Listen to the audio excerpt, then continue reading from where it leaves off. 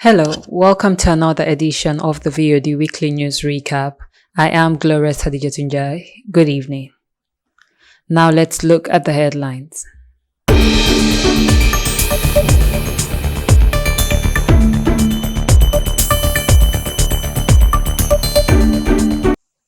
Gambia-UK relations celebrated at King's coronation reception. Mayor Bensouda unveils plan for KMC. Concerned citizens tax NAWEC to bring back cheaper water and electricity tariffs. EFSTH organizes breakfast with donors. Vice President Jallow held his first ever Gambia diaspora engagement in UK. Barrow calls for national unity at electricity project launching. Christian Council asks UDP to disassociate itself from Sabalist detrogatories remarks. Senegal. Court increases sentence to 6 months against opposition figure Ousmane Sonko. Sierra Leone, 7 fatalities after flood hits Freetown. Mystery illness kills 9, leaves 80 ill in Kenya. US jury finds Donald Trump sexual abuse James Carroll's. King Charles' coronation refashions his reign as a multicultural kingdom. Third blast in a week near India's Gold Temple, 5 arrested. Those were the headlines. Now let's look at the news in details.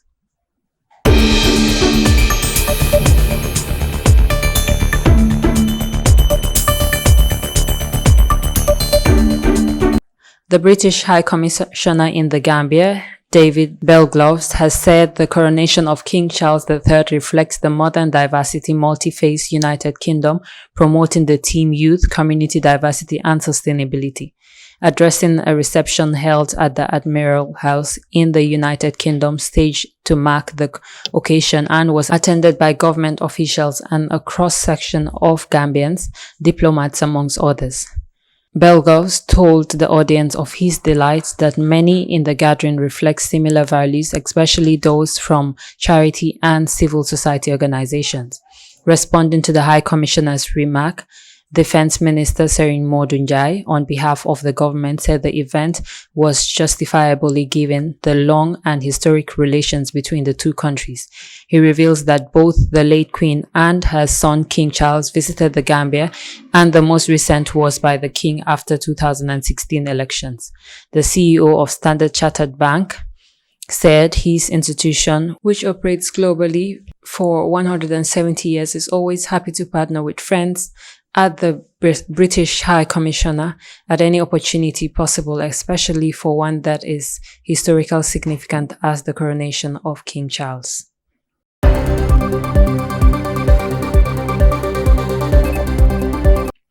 The mayor of Kanifing, Talib Ahmad Bensouda, has said his administration next target in the KMC includes, amongst others, would be to provide residents with the municipal public transport system, a low-cost housing scheme, and a free legal service for residents who might need it.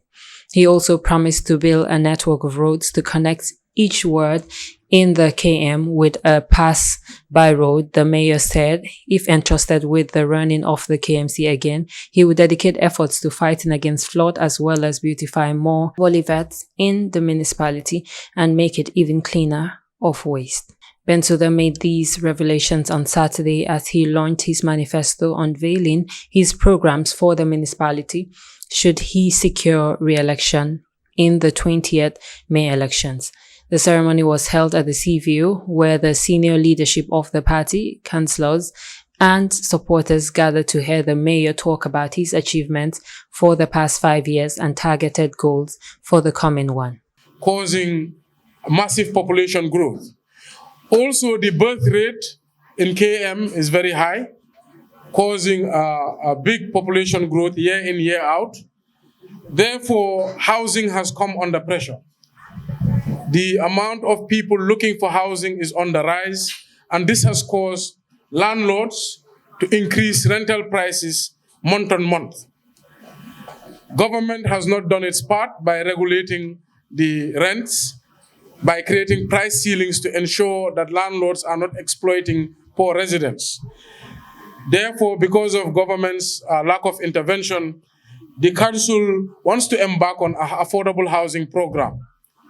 This affordable housing program will target vulnerable families, such as single mothers with small children, and of course, young families who have just started out. We have begun to set up a company that will build several thousand new homes over the next 10 years. Musa Usainu Iyai Bacheli, leader of the opposition Gambia Action Party, said he endorses Talib Ahmad Bensouda for re-election as Kanifing Municipal Council mayor because of his manifesto. Speaking on bidding electoral for vote, Bacheli told residents of Kanifing municipality to collect any money given to them by the ruling party but instead vote for Mr. Bensouda, adding that Bensouda has not given anyone money to attend his nomination. Instead, people use their own money to attend the nomination because they love him.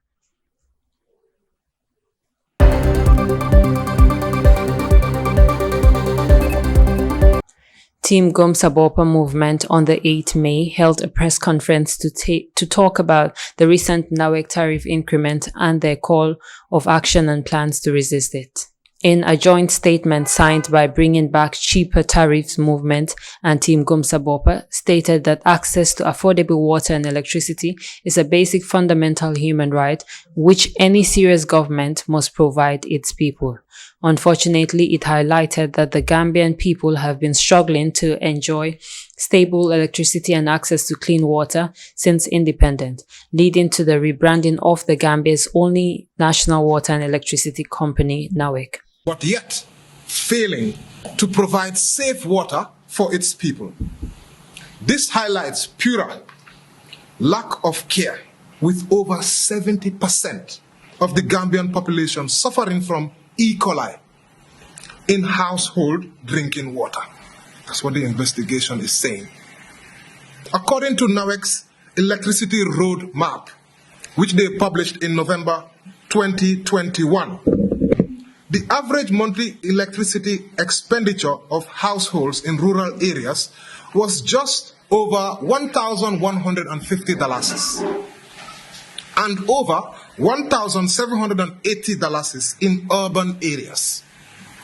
With NAWEC's extortionate 37% tariff increase, the average monthly electricity expenditure of household on electricity will now exceed $1,570 in rural areas and $2,440 in urban areas.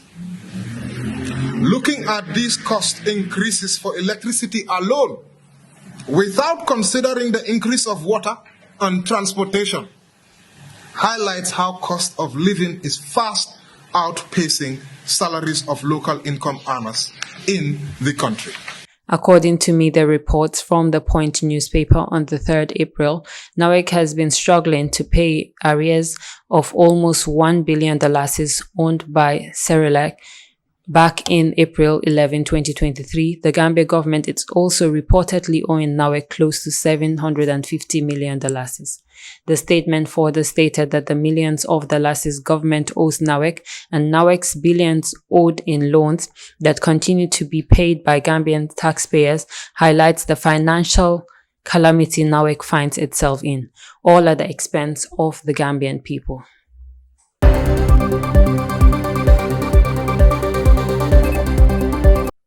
EFSTH organizes breakfast with donors. Isaac Soul reports. The Edward Francis Small Teaching Hospital on Saturday, 6 May, held a donors' breakfast for their upcoming First Banjul International Surgical Scientific Conference and a surgical outreach in Banjul. During the event, Dr. Cherno S. Jallo, the fundraising chairman, highlighted that the surgeons that are coming would be well trained and would join them to operate Gambians for free within that time. Today, if it was for this program, and we are a very serious nation, we probably will not even need this. One very rich man in the Gambia will just stand up and say, okay, I'll postpone buying a car for my son, I'm going to give this. And it can happen. One bank can just say that, look, we're going to take a fraction of our budget and we're going to put this 4 million. No, don't even do this. We're going to do it. So I am imploring It's for the Gambia, our nation. That is why we are all here. That please let us donate generously towards this. Let us not go away, just like CMD has said, and miss this opportunity to make the lives of Gambians better. Dr. Lamin Jete, scientific committee leader, also mentioned that this would be the first time in the Gambia they are hosting a scientific conference that will bring together local experts and international experts to come and discuss relevant issues in the medical domain. He concluded by saying that this scientific conference would go a long way in providing inspiration not just for those participating, but for the younger ones who are thinking of entering the medical field. Haddjitou Njie reporting for VOD.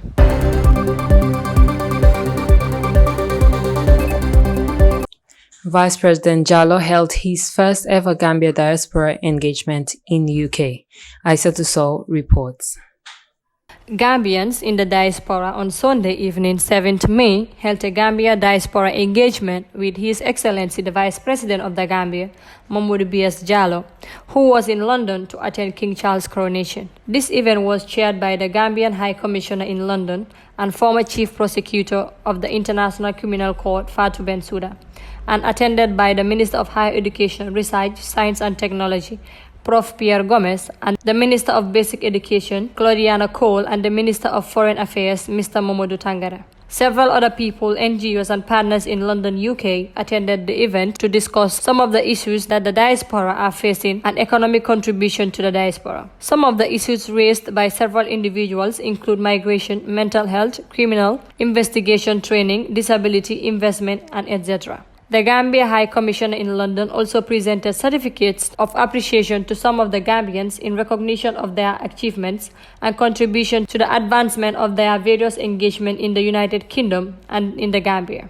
During the engagement, the Vice President, Mohamed B.S. Jallow, emphasized on investment and encouraged the diaspora to come and invest in infrastructure, disclosing that the government is spending nearly 30 million every year on rent, which he said is unsustainable. The Vice President mentioned that he engaged some stakeholders to have a trade mission to the diaspora to be able to spend time with the diaspora and look at what opportunities and advantages it can give the Gambia. Prof. Pierre Gomez said that his ministry is trying to do some changes and they are pushing to. Professor Pierre Gomez said that his ministry is trying to do some changes and are pushing to ensure come September the opening of Faraba campus will be phased out, where the School of Arts, Science, Business Administration, Education and the library will be operational by September this year.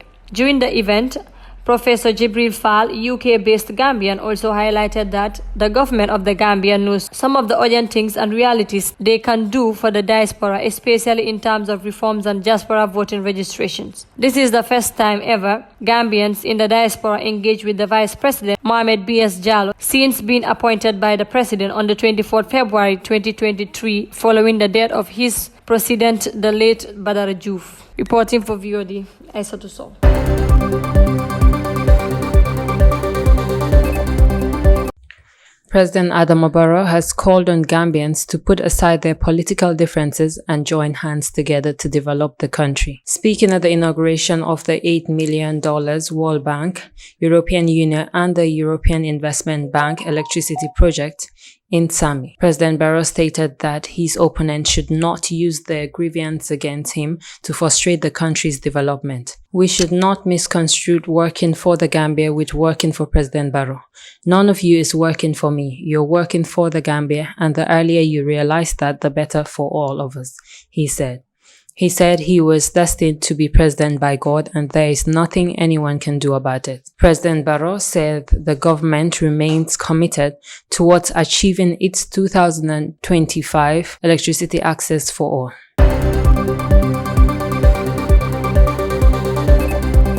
The Gambia Christian Council has released a statement on Wednesday addressing the seemingly rising religious tension triggered by the students' veil issue in the country and accused Momodou Sabally, the campaign manager of UDP, of disparaging the Christian faith.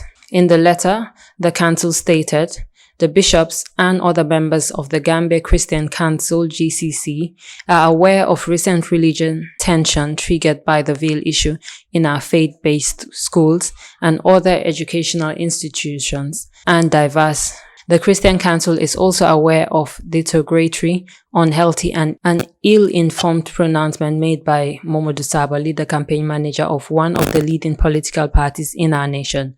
These may be his personal view or those of his party. We expect the national executive of his party to disassociate the party from such unexpectable views. Consequently, we commend in no uncertain terms those individuals' comments made in order to capitalize on these issues to score points they feel would favor their affiliation, political or religious, and in the process drive a wedge between our communities who have lived in peace and harmony for centuries. The CCG statement came in the wake of a religious meeting held with members of the Supreme Islamic Council, including the Religious Affairs Minister, Abasanyan, who Mr. Sabali views as an unapologetical politician.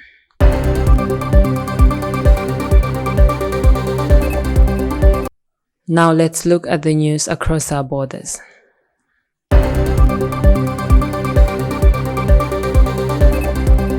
A Senegalese court on Monday handed opposition figure Ousmane Sonko a 6-month suspended sentence in an appeal of defamation case that could jeopardize his run for president next year. Sonko, 48, came third in the 2019 presidential election and intended to stand again in 2024, but 2 court cases could ruin his candidacy. He received a 2-month suspended sentence and a fine in March for defaming tourism minister Mambai, and a Dakar appeal court increased the term to 6 months on Monday, potentially making Sonko ineligible for the vote. Bakary Cisse, a lawyer for the minister, told reporters the sentence would rule Sonko out of the 2024 presidential vote if confirmed following the 6-day period for appeal. The court also ordered Sonko to pay 2 million CFA in damages to Njie. Sonko failed to turn up to Monday's proceeding after a warning he would no longer respond to court summons without guarantees of his safety.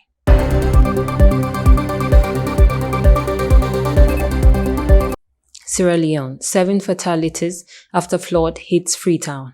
Haddjitou reports. At least 7 people have lost their lives after storm and heavy rain caused flooding and mudslides in parts of Freetown, capital of Sierra Leone in West Africa. Stormy weather hits the city from 9 to 10 May 2023. Flash flooding swept through city streets, washing away cars and damaging buildings. 6 people died and 2 were injured when a wall collapsed due to flooding in Clintown. Another fatality was reported after a mudslide in the Moyeba area of the city. The National Disaster Management Agency also reported flood damage to the Leone's oil facility in Kisi. Sierra Leone Red Cross Society were providing support to affected communities. Clintown, including first aid services and psychosocial supports for affected families. Mayor of Freetown, Yvonne, visited affected areas to offer her condolence and financial support. It was disheartening to spend some time consoling the bereaved families, he said. Haddjitou reporting for VOD.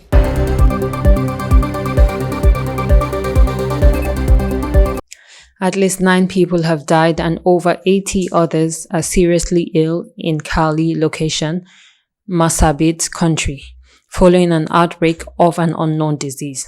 Moses Galoro, the senior chief of the area, has appealed for an urgent intervention to prevent further fatalities. Preliminary tests indicates the possibility of a violent malaria outbreak according to local media reports. According to Chief Galoro, 6 adults and 3 children aged between 1 and 3 years have died from the disease. The affected persons had a travel history out of Marsabit country, having come from satellite camp in Post and Marie areas. Out of 27 patients screened, only 5 tested positive of malaria. Symptoms exhibited by most of the affected persons include flu-like symptoms, yellow eyes, and severe headache. However, the latest victim, who died in Kaji Health Center, exhibited flu-like symptoms, swollen, severe headache, and yellowish eye, which is similar. Meds, however, say visceral, also known as Kala-Azar disease, cannot be ruled out.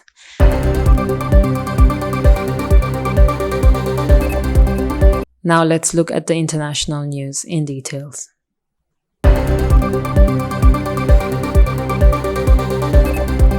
Jury awards Cairo about $5 million in damages in civil lawsuit accusing former president of sexual abuse and defamation. Donald Trump sexually abused writer E. James Carroll in the 1990s and then defamed her by branding her a liar. A United States jury has decided delivering a legal blow to the former U.S. president as he seeks re-election in 2024. The verdict was read out in the Manhattan Federal Court on Tuesday afternoon, just hours after juries began deliberating following a 7-day civil trial.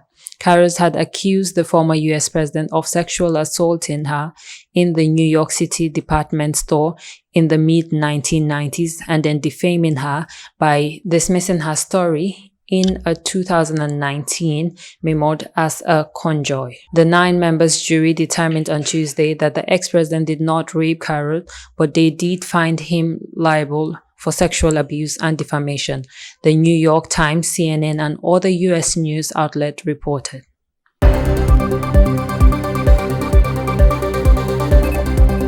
King Charles' coronation refashions his reign as a multicultural kingdom, Haddjitou reports.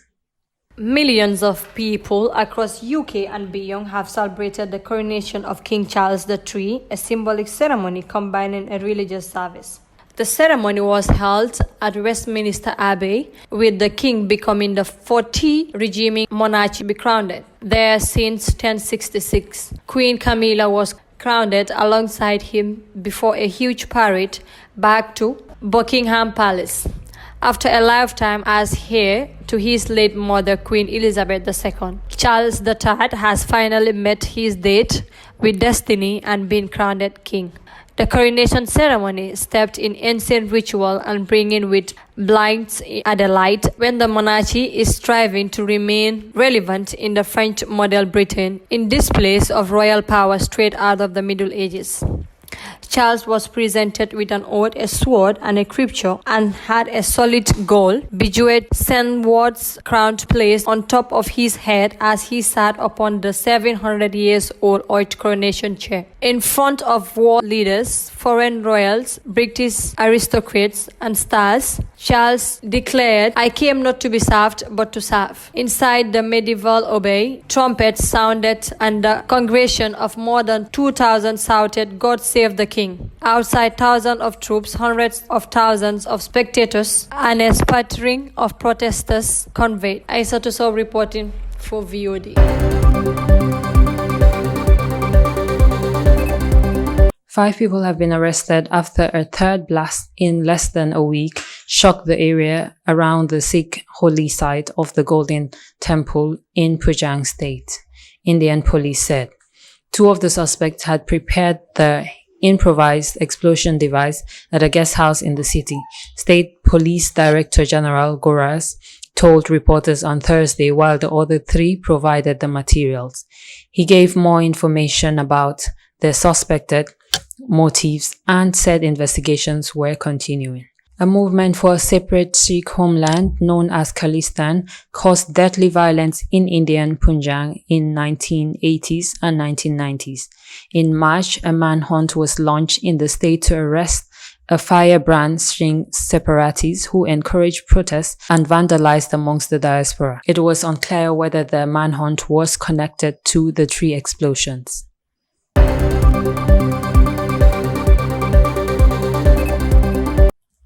That's all we have for you today. Until we come your way again, I am Glorious Haddjitou Njie on the VOD Weekly News Recap. Thanks for watching and have a good evening.